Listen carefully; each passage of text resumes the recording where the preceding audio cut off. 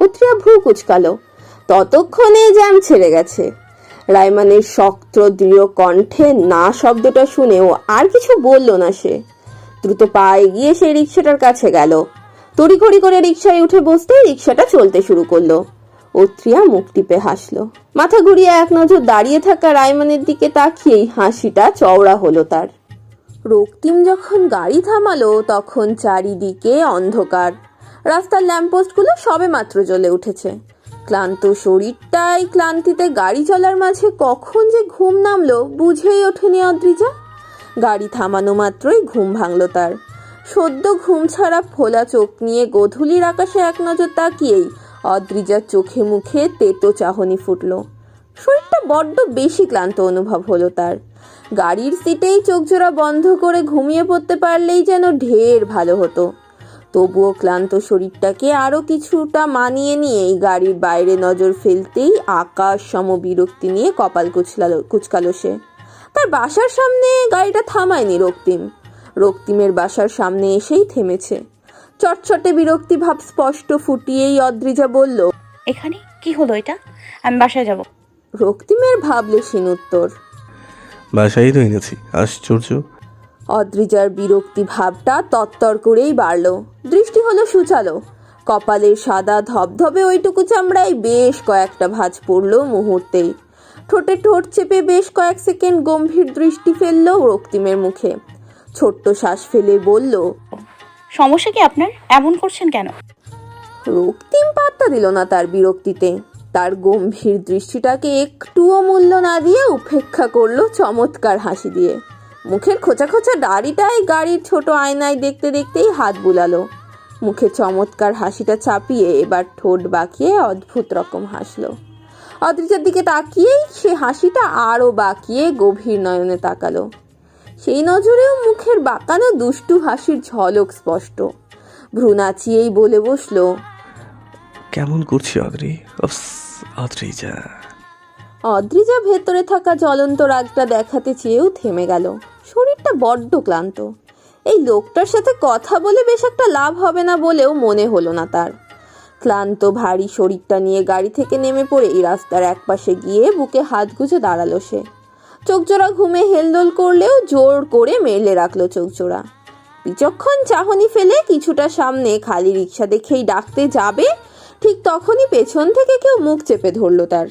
অদ্রিজা চমকালো না। মানুষটাকে হতে পারে তা বুঝে উঠেই ক্ষোভে বিষিয়ে গেল ছোট্ট মন।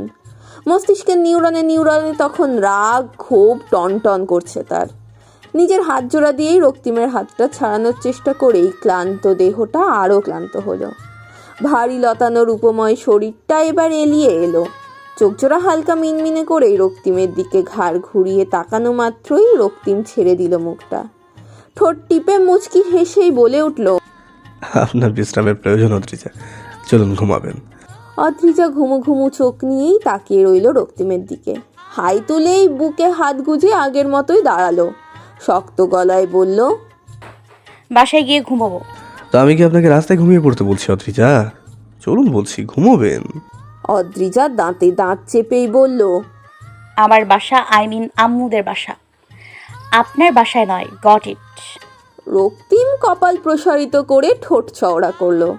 আঙুল দিয়ে ভ্রু চুলকাতে চুলকাতেই বলে উঠল, It's my home and you are my wife. So currently my house is your house, right?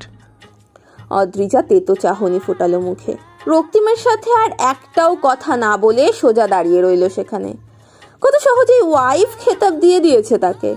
অথচ 2 দিন আগেও এই নিয়ে কত দ্বিধা ছিল লোকটার। কেবলই পরিচিত ছিল সে। কেউই নিজেকে ওয়াইফ বলে পরিচয় না দিয়ে কেবল পরিচিত বলে পরিচয় দিয়েছে। আর এখন? অদ্রিজা তাচ্ছিল্য নিয়ে হাসলো। রক্তিমের দিকে তাকিয়েই বলল, হঠাৎ এই পরিবর্তন আপনার মিস্টার রক্তিম? এতটা দায়িত্ব, এতটা কর্তব্য, অবাক হওয়ার মতো না। I am really shocked. Raktim বাঁকা হাসলো। চুলগুলোতে হাত বুলিয়েই বলে উঠল, ধরে নিন এর পিছনে বিশাল এক কারণ আছে। এখন বলুন যাবেন কি যাবেন না। তো এটা অপেক্ষা করছে আপনার জন্য। অদ্রিজা মুখ ফুলিয়ে রক্তিমের দিকে তাকালো। শক্ত গলায় জেদ ধরে বলল, যাব না। আপনার আশেপাশে তো দূর, আপনার থেকে কিলো কিলো পথ দূরেও থাকবো না। ফালতু জেদ ধরছেন আপনি অদ্রিজা। তখন যেভাবে জোর করে গাড়িতে উঠিয়েছি সেই স্টেপ নিতে হবে তো সোজাসুজি বলতেই পারেন। এত বাহানা দেখাচ্ছেন কেন আমার কাছাকাছি আসার জন্য? আপনি আমাকে চান সেটা আমিও জানি, আর আপনিও জানেন। ফালতু জেদ দেখাচ্ছেন। অদ্রিজা চোখ বড় বড় করেই চরম রাগলো। ফোঁস করেই বলে উঠল, জাস্ট এ ইরিটেটিং ম্যান। আজ খুবই কথা একদমই বলবেন না রক্তিম। কোনো বাহানা দেখাচ্ছি না আমি। আপনার বাসায় জীবনেও আর প্রবেশ করব না আমি। রক্তিম বাঁকা হাসলো। আকস্মিক 2 হাত দিয়ে অদ্রিজার কোমর চেপে ধরলো। কপালে কপাল ঠেকিয়েই বাঁকা হেসে বলল, যদি করেন তবে? প্রবেশ করব না যখন বলেছি তখন করব না, এটাই শেষ কথা। রক্তিম কপাল সরিয়ে চোখ টিপল। বাঁকা হাসিটা আগের মতোই চোখে মুখে ঝলকিয়ে বলল, আর যদি একবার প্রবেশ করেই ফেলেন তাহলে কিন্তু আর বের হতে পারবেন না অদ্রিজা। দরকার পড়লে পা ভেঙে বসিয়ে রাখবো বাসায়। অদ্রিজা অবাক হলো। বিস্ময় নিয়ে চোখ বড় বড় করে রক্তিমের দিকে তাকালো সে।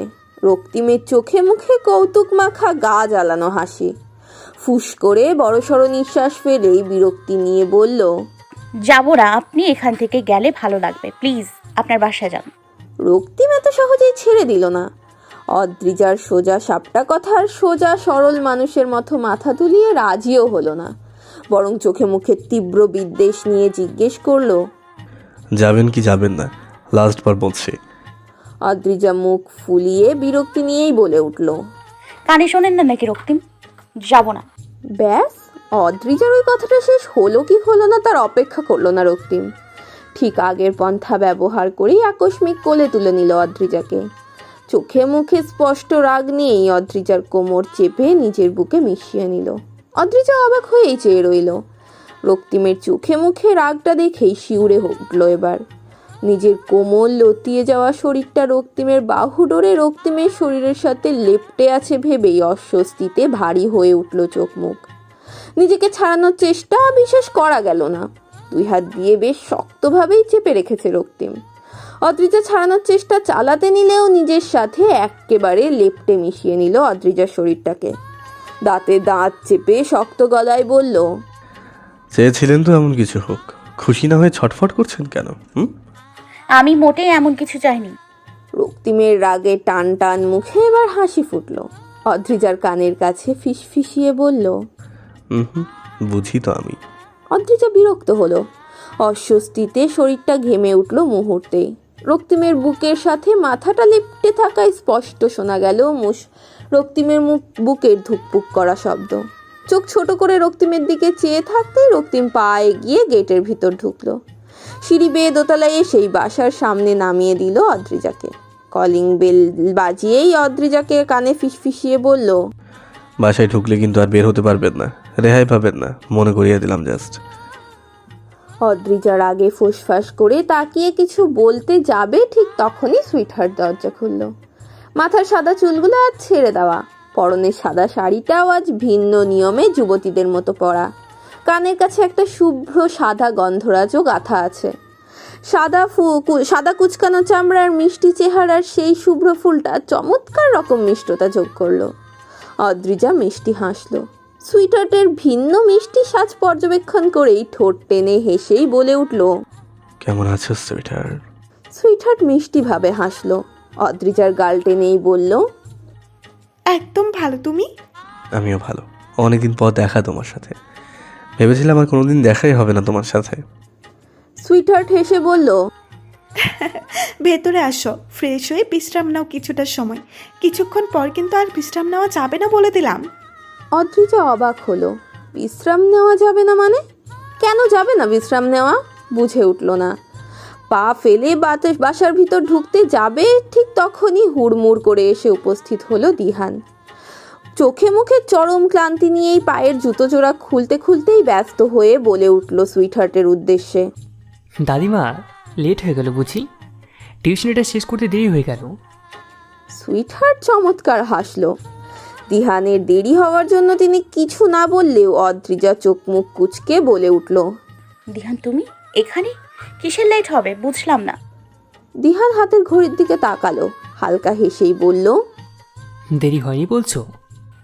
আমি কি করে জানি তা? কিন্তু তুমি এখানে কেন? দিহান নিরাশ হলো, চোখে মুখে হতাশ হওয়া ভাব করে ক্লান্ত কণ্ঠে বলে উঠল, আমি কি করে জানি তা, কিন্তু তুমি এখানে কেন?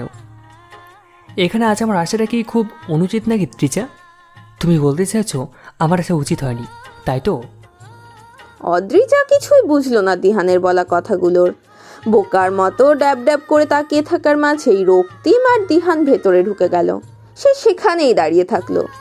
সুইটহার্ট তাকে ভেতরে ঢুকিয়েই এগিয়ে নিল নেহার কাছে। নেহাকে দেখেই আর এক ধাপ অবাক হলো অদ্রিজা। নেহার শরীরেও সাদা শাড়ি, তারও চুলগুলো ছেড়ে দেওয়া, কানের পেছনে তারও সাদা গন্ধরাজ গোজা। অদ্রিজা বিস্ময় নিয়ে তাকিয়ে রইল। নেহার ছোট্ট শরীরে এই সাজটা ভীষণ মানিয়েছে। মুচকি হেসে দুজনের এই একই সাজের মানে খুঁজতে লাগলো অদ্রিজা। সেটা খোঁজাখুঁজির মাঝেই নেহা আরও একটা সাদা শাড়ি নিয়ে এগিয়ে এলো। মুচকি হেসেই বলল, এই ঘুমাবি এখন? ঘুমালে ঘুমিয়ে নে তাড়াতাড়ি। তোকে শাড়ি পরিয়ে রেডি করাতে হবে আবার, তাড়াতাড়ি কর। অদ্রিজা ড্যাব ড্যাব করেই চেয়ে রইল। তখন পেছন থেকে অত্রিয়া বলল, আপু, একটু বসে বিশ্রাম নে তো, ঘুমোলে রাত কাবার হয়ে যাবে তোর। অদ্রিজা আর এক ধাপ অবাক হলো। অত্রিজান যে এখানে তা জানা ছিল না তার। এখানে কেন সে? ঘাড় ঘুরিয়ে পেছনে ফিরে অত্রিয়াকে দেখতেই চমকে উঠল সে। তার থেকে চমৎকার রূপবতী মেয়েটার সাদা ধপধপে শরীরেও সাদা শাড়ি, ঠিক একই রকম সাজ। অদ্ভুত তো, এরা কি আজ সাজাই সাজাই শুভ্রতা ছড়িয়ে দেওয়ার প্ল্যান করেছে নাকি? Congratulations, Mrs. Rokim Mahmood, for your 3rd month of pregnancy. Adrija থমকালো রক্তিমের শান্ত কণ্ঠে বলা কথাগুলো শুনে। নেহার জোড়াজুড়িতে সেও সেজেছে, তবে এই সাজের কোনো নির্দিষ্ট কারণ না পেয়ে এতক্ষণ চুপ ছিল। হঠাৎই তাকে ছাদে আনা হলো। অদ্রিজা কোনো কিছুরই কারণ খুঁজে পেল না। শান্ত গম্ভীর চাহনি ফেলে প্রশস্ত ছাদটার দিকে তাকিয়ে তাকিয়ে দেখছিল কেবল। বেশ সুন্দর সাজানো হয়েছে ছাদটাকে। ছাদের মাঝখানটায় বড় একটা টেবিল, টেবিলের উপরই বড় সড়ো কেক রাখা। ছাদের ঠিক সেই জায়গাটায় বেলুন দিয়ে চমৎকার সাজানো। ছাদের বাকি চারিপাশ কাঁচা ফুল দিয়ে সাজানো হয়েছে। কাঁচা ফুলের সুবাস মৌ মৌ করতেই ছাদে উপস্থিত হলো মিষ্টি মিষ্টি পিচ্চি পাখিগুলো। পিচ্চি ছেলে মেয়েগুলোর দিকে মুগ্ধ চাহনিতে তাকাতেই আকস্মিক সামনে আসলো রক্তিম। তার একটা হাত টেনে ধরেই শান্ত শীতল কণ্ঠে কথাগুলো বলল রক্তিম। অদ্রিজা বিস্ময় নিয়ে রক্তিমের দিকে তাকালো। নিজের হাতটা এক টানে ছাড়িয়ে নিয়ে কিছুটা দূরে সরে দাঁড়ালো। চোখে মুখে চাপা অনুভূতি নিয়ে চারপাশে ফিরে ফিরে চাইল সে।